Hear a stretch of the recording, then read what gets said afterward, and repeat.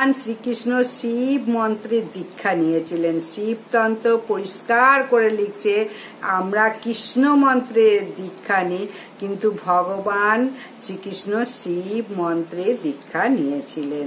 শ্রাবণ মাসের মাহাত্ম্য কথা বলবো এবার। শ্রাবণ মাসের 4টে সোমবার, একটা 4, একটা 11, একটা 18, একটা 25।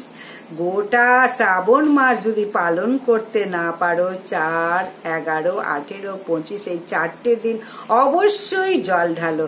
এই শিবকে যখন, মহাদেবকে যখন জল ঢালবে তখন অবশ্যই তামার পাত্রে জল ঢালবে না, পিতলের ঘটিতে জল ঢালবে। আর পূর্ব দিকে কখনো জল ঢালবে না। পূর্ব দিক হচ্ছে বাবার প্রবেশের দিক, উত্তর দিকে মুখ করে জল ঢালো। আর দাঁড়িয়ে কখনো জল ঢেলো না, হাঁটু গেড়ে জল ঢালো, ডান হাতে বাঁ হাতটা দিয়ে জল ঢালো। বাবার আর এক নাম রুদ্রদেব। 11টা বেলপাতা দিয়ে বাবাকে যদি মাথায় দাও তাহলে অত্যন্ত খুশি। বেলপাতা না পেলে বেলপাতা চূর্ণও দিতে পারো, কারণ বাবা নাম আর এক নাম আশুতোষ, তাই আশুতোষ মানেই তিনি অল্পতেই সন্তুষ্ট। এই মাস বর্ষার মাস, প্রকৃতপক্ষে শ্রাবণ মাসে বর্ষা শুরু হয়। শ্রাবণ মাসে জল ঢালা হয় কেন আগেও তো বলেছি, আবারও বলছি। শ্রাবণ মাসেই বা কেন জল ঢালছি, অন্য কোনো মাসে কেন হলো না? ভাদ্র মাস, আষাঢ় মাস, এই শ্রাবণ মাসে সমুদ্র মন্থন হয়েছিল। এই সমুদ্র মন্থনের যে বিষ উঠেছিল সৃষ্টিকে রক্ষা করার জন্য বাবা ভোলানাথ বিষ পান করেছিল এবং পান করে কণ্ঠে রেখেছিলেন, তাই বাবার আর এক নাম নীলকণ্ঠ। বাবা যখন কণ্ঠে বিষ রাখলেন তখন বিষের যে জ্বালা, তখন বাবাকে প্রচুর জল ঢেলেছিল দেবী গণ্ডা এবং দেবতা গণ্ডা বাবাকে। তাই সেই থেকে শ্রাবণ মাসে জল ঢালা হয়। তাই প্রশ্ন হচ্ছে বাবা বিষটা কণ্ঠে রাখলো, হৃদয় মাঝে কেন নিয়ে গেল না? আসলে এই জায়গাটা বুকের কাছে ভগবানের বাস। যদি ভগবানের কাছে চলে যায় তাহলে ভগবান কষ্ট পাবে, তাই তিনি কণ্ঠেই ধারণ করেছিলেন, বুকে নয়। তাই তিনি বলছেন যার বুক ভালো তার সব জায়গায় ঠাঁই আছে। তাই কাক কোকিলকে জিজ্ঞাসা করছে তোর স্বর এত সুন্দর কেন, তুইও কালো আমিও কালো। তখন কোকিল বলছে আমাকে লোকে ভালোবাসে, তোকে লোকে ভালোবাসে না একটা কারণে, আমার স্বর ভালো, তোর স্বর ভালো না। তখন কাক বলছে এতদিন পর বুঝতে পারলাম যে দেখতে কালো হোক আর ফর্সা হোক, মুখের যদি ভাষা ভালো হয় পৃথিবীতে তাকে সকলেই ভালোবাসে।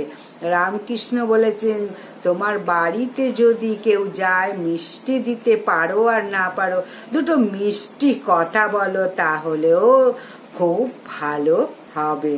তাই যতদিন বেঁচে থাকো ব্যবহার ভালো করো।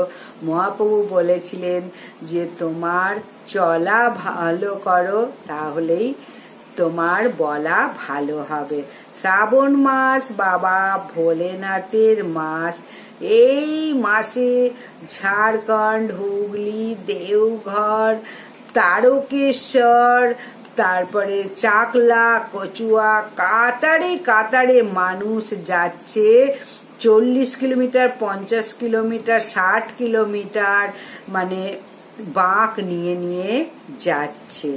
শ্রাবণ মাসে যে শুধু জল ঢালে তা নয়, তারকেশ্বর রাত্রিরেও যদি যাও, কাতারে কাতারে ছেলেমেয়েরা শেওড়াফুলি থেকে বাঁক কাঁধে নিয়ে বাবাকে জল ঢালতে যাচ্ছে। কত ছেলেমেয়েরা এই বাবা তারকেশ্বরে যাচ্ছে, কিন্তু প্রত্যেকে বলতে বলতে যাচ্ছে, কি সব বলছে যে চাষবাস করে। তোদের বাবারা কি করে, চাষবাস করে? জিজ্ঞাসা করছি। তখন বলছে না। বাবাকে তুই বাড়িতে জল দিয়েছিস কি? জিজ্ঞাসা করছি। তখন বলছে না, তখন বলছে তাহলে তোর বাবাকে জল দিলে কোনো ফল লাভ হবে না, নিজের বাবাকে আগে জল দে, তাহলে মহাদেবকে জল দেওয়াটা ফল লাভ হবে। একটা কথা, যে দুর্গা পুজোয় পুষ্পাঞ্জলি দিচ্ছ, শাড়ি দিচ্ছ, কিন্তু নিজের বাবা মাকে শাড়ি দাওনি।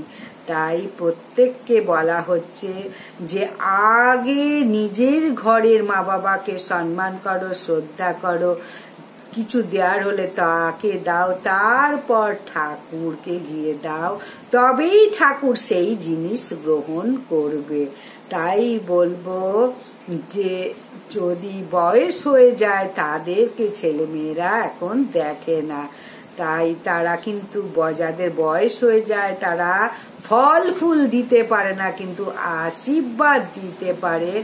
তাই মা ভাবা হলো খুঁটি, এই খুঁটি যখন চলে যায় তখন কিন্তু তাদের সমস্ত কিছু হারিয়ে যায়।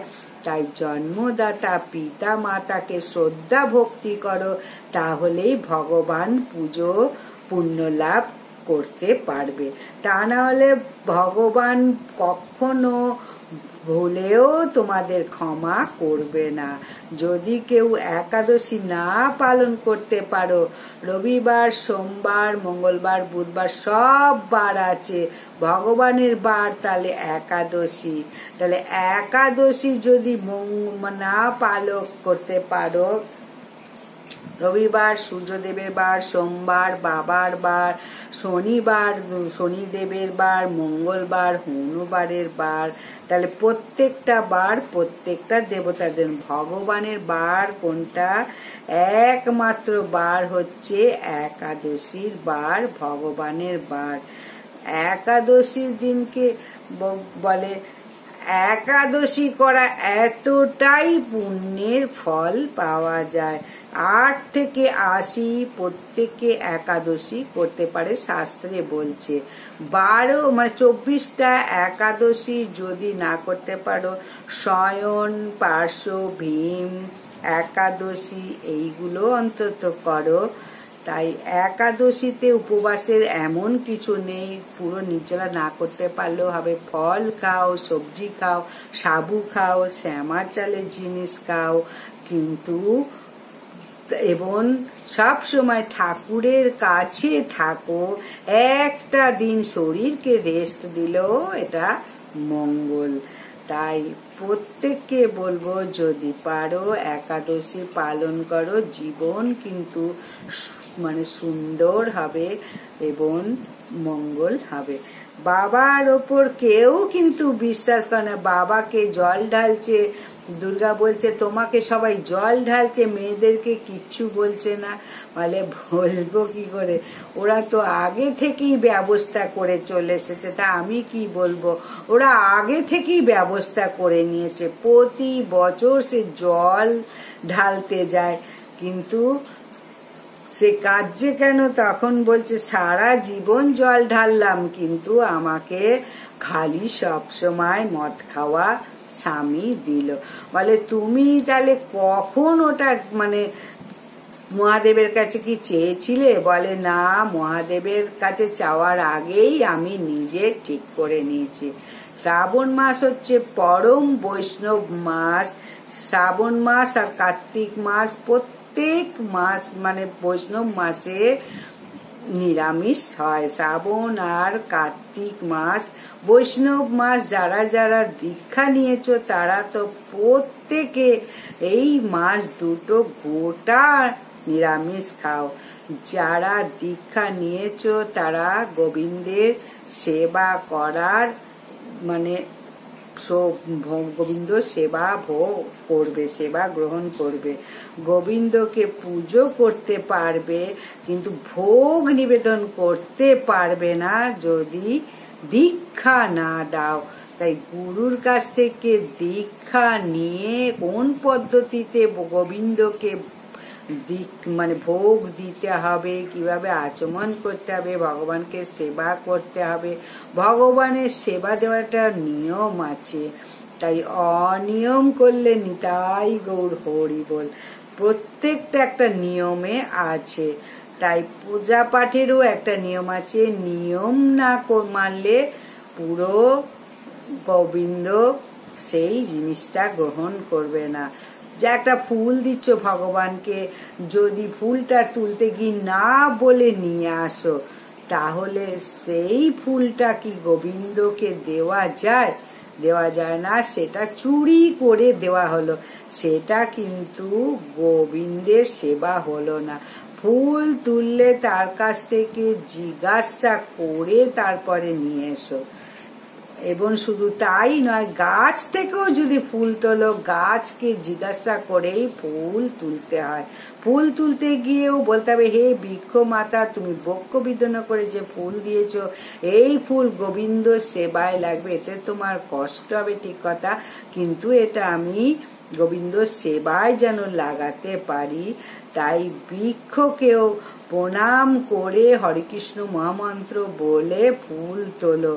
এমনি যদি ফুল তুলে গোবিন্দকে সেবা দিলে, তাহলে ভগবান কিন্তু সবটাই দেখে, সেবা করছো কোন পদ্ধতিতে মানে করছো। ফুলের ওপর জলে ছিটা দিতে পারো, কিন্তু ফুল জলে ডুবিয়ে ধুয়ে এটা দেবে না, এটা কিন্তু নিয়ম নয়। আবার পাতায় যদি দাও, যে কোনো পাতা, বেল পাতা, তুলসী পাতা, সেই পাতা খুব সুন্দর করে ধুয়ে তারপরে গোবিন্দকে দাও। তাই বলবো প্রত্যেকটা নিয়মের মধ্যে চলো, তাহলে নিয়মের মধ্যে চললেই তবেই ঠিক হলো। তাই করতে হয় করছি, খেতে হয় খাচ্ছি, চলতে হয় চলছি, তাহলে কি হবে? নিতাই গৌর হরি বল হয়ে যাবে। তাই সমস্ত কিছু পাতা ধুয়ে দেবে জলে খুব সুন্দর করে। তুলসী পাতা যখন দেবে, যেটা মানে তেল তেলে, সেইটাই গোবিন্দর চরণে সেদিকটাই দেবে। তাই দেওয়ার অনেক কিছু নিয়ম আছে, নিয়ম জেনে তারপরে করো, শাস্ত্র জেনে শাস্ত্র মেনে করো, তাহলেই তোমার গৃহের মঙ্গল হবে। ভগবান শ্রীকৃষ্ণকে দেবে, নারায়ণকে তুলসী দেওয়া যায়, দেবীদের দেওয়া যায় না।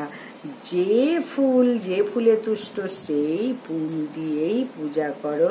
নারায়ণকে দিতে পারো, বিষ্ণুকে দিতে পারো, তাই গৌর রাধেশ্যামকে দিতে পারো, গোপালকে দিতে পারো, কিন্তু অন্যান্য দেবীদের তুলসী পাতা অর্পণ করবে না। ভগবানকে দিয়ে যে খায় সেই হচ্ছে আসল ভক্ত। কিন্তু দিতে গেলে বললাম দীক্ষা নিতেই হবে, দীক্ষা না নিলে তার জীবন পুরো বিফল হয়ে গেল। তাই প্রত্যেকে বলবো দীক্ষা নাও। দীক্ষা নেওয়া অতি জরুরি। এবং একাদশী করা প্রত্যেকটা মানুষের ভীষণভাবে জরুরি। যে উপবাস থাকো আর না থাকো, সমস্ত মানে রবি শস্য না খায়ে সমস্ত কিছু খেয়ে, ফল মূল দই মিষ্টি এসব খেয়ে কিন্তু একাদশীটা করো।